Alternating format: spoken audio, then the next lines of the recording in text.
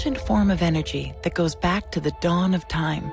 For us, it all begins with the sun, the source of light and life for our entire solar system. Even Einstein concluded that everything we're made of contains light. All life originates with the sun through photosynthesis. Plants and vegetation collect the light, and all living creatures emit light. Humans actually emit infrared light, which can be seen with night vision devices.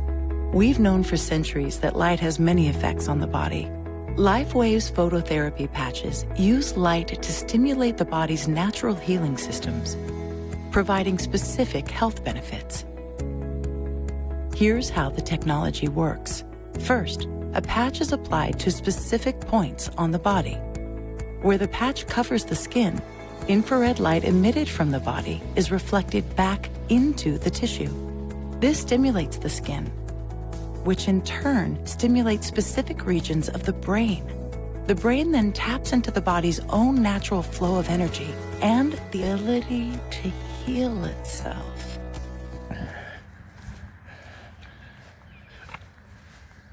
Hey y'all, it's JP and Max here to do World War III Wu Wei. I believe World War III has begun. The reason is I did a remote view on this 7 years ago, and I called out all the players like Baba Vanga, Prophecy, East versus West.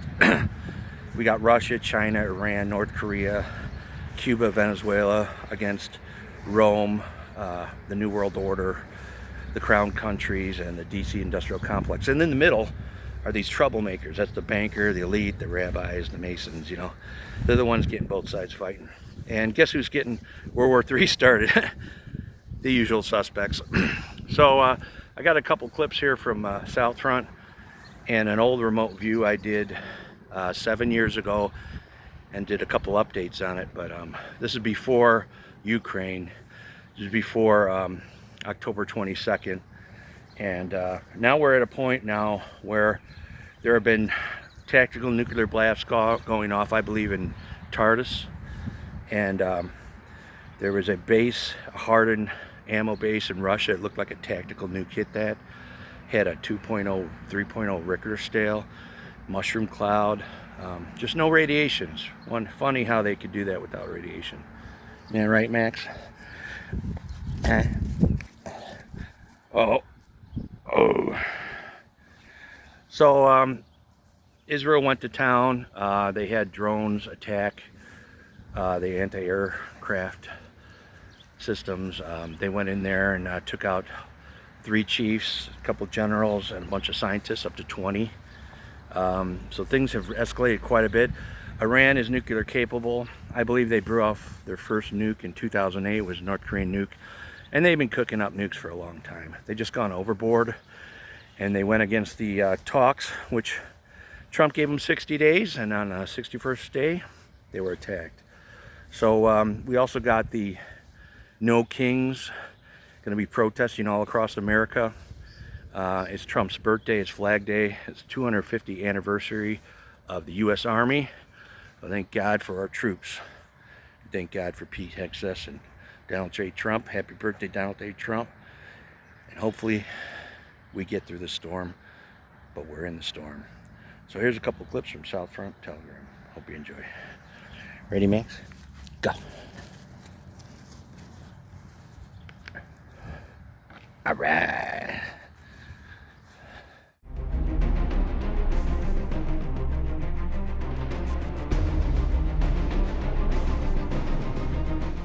The conflict in Ukraine may approach its critical phase as Russian forces do not reduce the scale of devastating retaliation strikes, ruining the remaining rear infrastructure across Ukraine while steadily grinding down Ukrainian defenses on key battlefields. Amid numerous explosions across the country, the past night was marked by one of the most massive attacks on the Ukrainian capital. Kiev now bears the scars of relentless missile and drone strikes, with fires raging through industrial zones, oil depots, and military warehouses. Ukrainian authorities continue to claim near-total interception rates, boasting about downing hundreds of drones and missiles, including advanced hypersonic Kinzhals. Yet the reality on the ground contradicts these assertions. Direct hits have been confirmed on critical facilities, including airfields and logistics hubs used for NATO-supplied weapons. Zelensky, responsible for the recent series of bloody terrorist attacks in Russia, now plays increasingly desperate, calling for greater Western intervention, but his pleas now have no effect. Kiev and its patrons are playing with fire as Moscow is yet to enter a full-fledged war. In the case of escalation pushed by the West, the current pinpoint strikes may turn into devastating attacks with more powerful weapons like the Adyashnik on vital targets like bridges across the Dnieper River, which would put the Ukrainian army on its knees in a moment. Meanwhile, Ukrainian night attempts to retaliate with drone attacks in Russia have largely failed. Russian air defenses have systematically neutralized incoming UAVs, shooting down over 100 in a single night across rear regions from Bryansk to Crimea. On the ground, Russian forces are pressing forward on multiple fronts. In the south, the liberation of Alexeyevka has already opened a new path toward the Dnipropetrovsk region, where battles are already ongoing. Near Konstantinovka, Ukrainian units risk falling into another cauldron as Russian troops close in from multiple directions, trapping them against the Kelban-Birayki reservoir. As Russian artillery and drones pound the remaining strongholds, the question is no longer if Ukraine can hold its current lines, but rather how much more territory it will lose before the Kiev regime acknowledges the battlefield realities.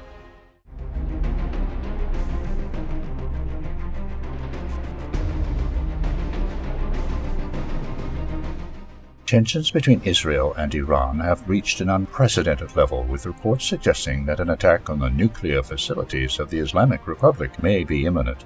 The escalation began on June 7th, when Iran announced that it had obtained a trove of strategic and sensitive Israeli intelligence, including files related to Israel's nuclear facilities and defense plans. Israel has for long maintained a policy of nuclear ambiguity, refraining from publicly acknowledging its nuclear arsenal.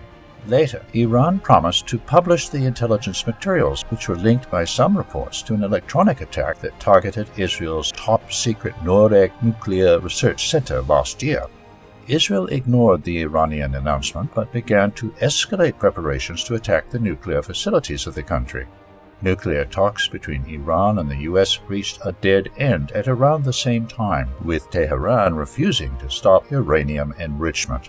On June 9th, President Donald Trump said that he was getting more and more less confident about a nuclear deal with Iran. Late on June 11th, preparations for a possible attack on Iran became very clear. The U.S. began drawing down the presence of people who are not deemed essential to operations in the Middle East. The voluntary evacuation included non-essential embassy workers in Iraq and the families of service members based in Bahrain and Kuwait. In another sign of mounting tensions, the United Kingdom Maritime Trade Operations Center issued a warning to ships in the region, saying that it has been made aware of increased tensions within the region, which could lead to an escalation of military activity having a direct impact on mariners. Responding to these measures, Iran's mission to the United Nations posted on social media that threats of overwhelming force won't change the facts. On June 12th, the U.S. news outlet NBC reported that Israel is considering launching an attack on Iran in the coming days, even though Washington is unlikely to support the move. A separate report from CBS said that U.S. officials have been told Israel is fully ready to launch an operation into Iran. Meanwhile, the New York Times reported that senior Iranian military and government officials had developed a plan to immediately respond to an Israeli attack on the country's nuclear facilities with a large-scale missile strike. Previous reports revealed that Tehran was prepared to attack nuclear facilities in Israel. Despite the escalation, Oman confirmed on June 12th a sixth round of nuclear talks between the U.S. and Iran over the weekend. While the upcoming round of talks offers a chance for de-escalation, Israel could still go on with its plans and attack Iran. This could even happen before the talks, if the U.S. was indeed not enthusiastic about supporting such an attack. The ensuing conflict will likely affect most of the Middle East, from the Persian Gulf to the Levant.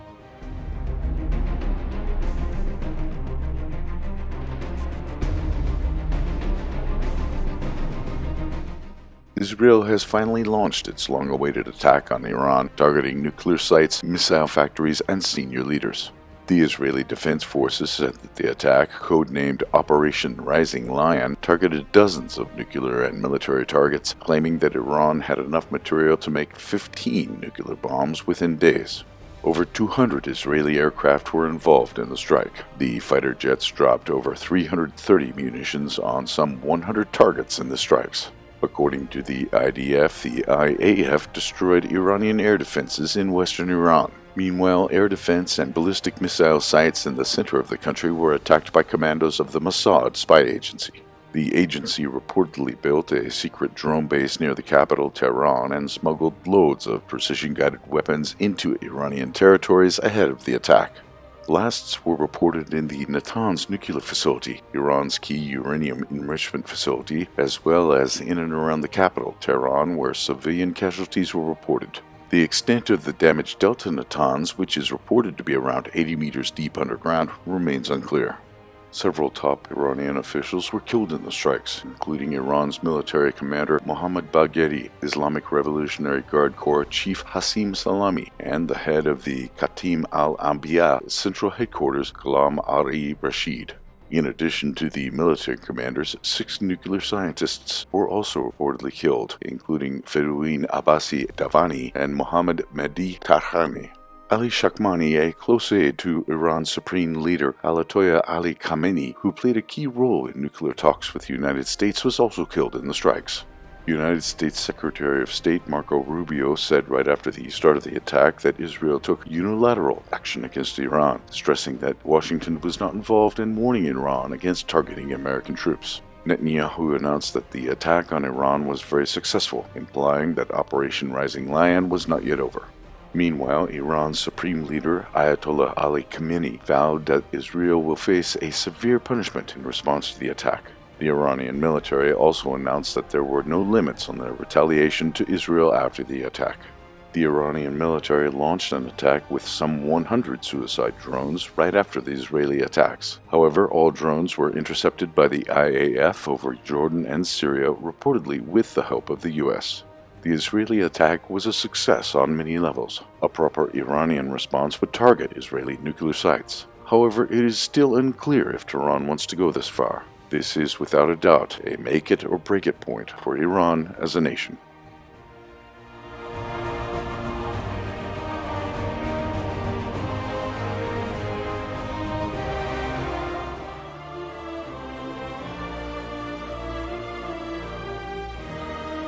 Y'all, it's JP Watchman. I have an updated World War III remote view here, and I'm going to tie in my original remote view of World War III, which was, I believe, in 2018. I'm going to tie this on at the end, and I believe it was pretty accurate. It's just that things have changed since then, and I wanted to update y'all. So here we go. In this latest RV, in our kill box is 12596287. World War III players, who's behind it. Here in our picture anagram, you see 2 sides here and a arrow, and it looks like some sort of boat in the middle here that has a lot of goodies. This looks like a all-seeing eye. This is the New World Order, which would be the Commonwealth countries, Rome, London, and Washington, D.C. And over here you have the Shanghai Corporation, which is led by Putin, Xi, China, Russia, Iran, and their allies. So, and this is for control of basically the currencies. It's a currency war at the center of everything, currency and resources, and who's going to be in control of it. Down here we have 2 sides, one outcome. We have the commies versus the capitalists, basically. You see a lot of this, in a lot of the elites' plans, So here we go. U.S., NATO, Israel. There's going to be holy wars is the start of it. And the other side would be Russia, Iran, and Turkey. Probably Turkey on the other side. Looks like Turkey's a bunch of traitors now. They're working against Israel. They've also worked with the Russians. So Turkey's pretty much a traitor. In our EI, we have China being left out. I just really got a strong feeling China's not going to jump in this one until probably at the end. But China's kind of staying out of this one. New World Order, banker elite, Gaza, Ukraine, Iran, Beast, and basically holy war. Technocrats are the ones that are pretty much on this side here, the other side.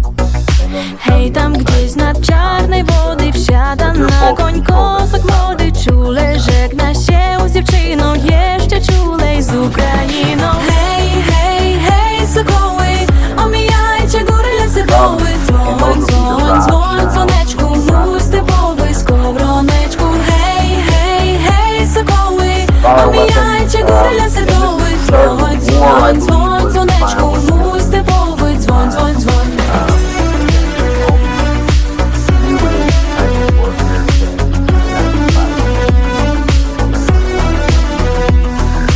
Pięknych dziewcząt jest niemało, lecz najwięcej w Ukrainie. Tam me serce pozostało przy kochanej mej dziewczynie. Hej, hej, hej, sokoły, omijajcie góry, lasy, doły.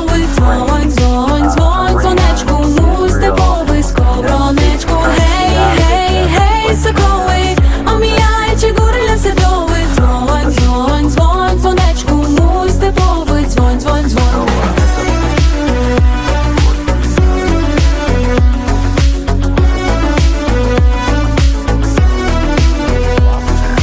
Жаль, жаль за дівчину, за zieloną Ukrainą. Żal, żal, serce płacze, już jej więcej nie zobaczę. Wina, wina, wina dajcie, a jak umrę pochowajcie na zielonej Ukrainie przy kochanej mej dziewczynie.